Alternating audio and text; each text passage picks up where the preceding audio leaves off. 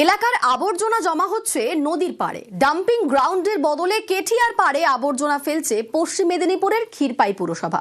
এর জেরে নোংরা জল মিশছে নদীতে, এলাকায় দুর্গন্ধে টেকা দেয়।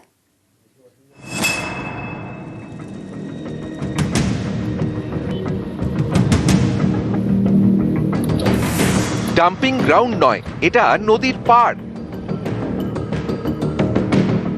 বাড়ি বাড়ি গিয়ে আবর্জনা সংগ্রহ করে পুরসভা, সেই সব নোংরা ফেলা হয় এই নদীর পাড়ে, সেচ দপ্তরের জমিতে।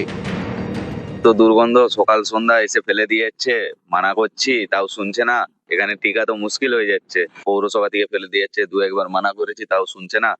এই তো বারবার এখানে তো এমন কেচরা ফেলছে, দুর্গন্ধ এত।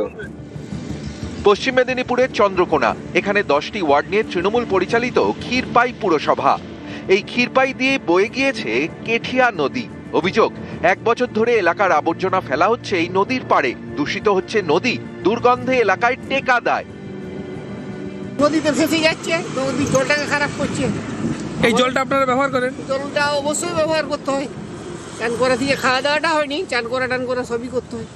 জলটা নদীর জল দূষণ হচ্ছে? হ্যাঁ, দূষণ হচ্ছে। দুর্গন্ধ মানে বলা যাবে না, মানুষের খাওয়া দাওয়া এটোপাত থেকে আরম্ভ করে যাবতীয় এই সামনেই তো একটা শ্মশান চুল্লি আছে। চুল্লি আছে, একটা ঠাকুর মন্দির আছে, তার সামনে এই নোংরা। সব আবর্জনা কি এখানে পড়ে? হ্যাঁ, এখানেই পড়ছে এখন। হ্যাঁ, আপাতত এখানেই পড়ছে। কতদিন? অনেক দিন ধরে তো। না না, অনেকদিন ওখানে বাগানো হচ্ছে, বাগানটা এখনো শেষ হয়নি। ওটা বাগানো হয়ে গেলে হ্যাঁ তারপরে আবার ওখানেই ফেলা হবে।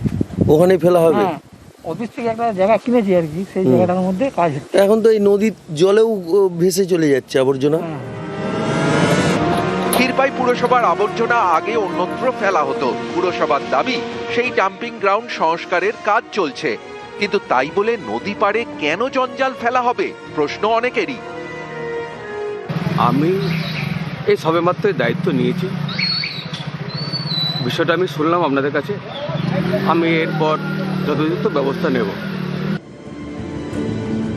পশ্চিম মেদিনীপুর থেকে সুকান্ত চক্রবর্তী, নিউজ 18 বাংলা।